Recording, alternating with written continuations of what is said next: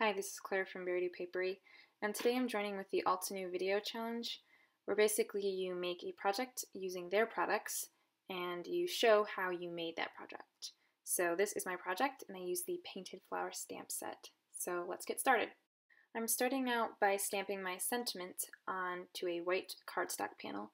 You can see on the side that I had a little extra project going, but it didn't really pan out, so I just went ahead on the other side of the cardstock and started stamping.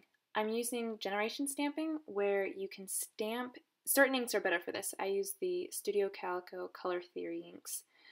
They're really good for this technique. So you can stamp once and then you can stamp again, and the second impression will be lighter. So that's what I had the scratch paper for. I stamped the base of my flowers using the lighter, using the stamp once it had been stamped off once. And then for the darker part of the flower, I didn't stamp off at all. So that's how I got the lighter effect. So for all the flowers, I didn't actually use I didn't use all the layers that the stamp set offers.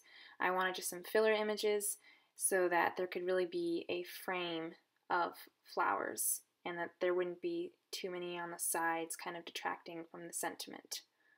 The sentiment, as you see, I actually cut out. I used an X-Acto knife to cut in, just to kind of get myself in there, and then I used the cutter bee scissors to actually cut around because I'm not very good with X-Acto knives. I don't know why. I'm just not. Maybe it's practice, but I just used the cutter bee scissors and cut out the sentiment so that I can actually heat emboss it onto some navy cardstock in the background.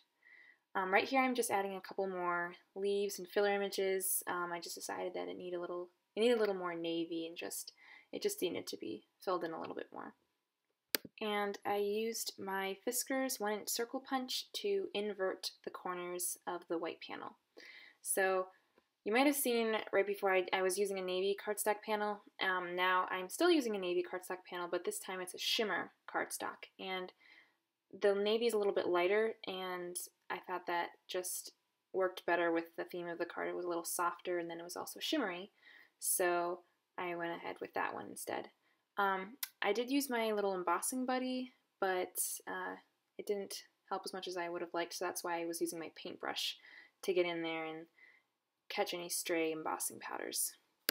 Now that my sentiment is heat embossed, the front of the card base got warped because it was a thinner cardstock, so I just chopped off the front half with the embossed sentiment and I adhered it to a white card base.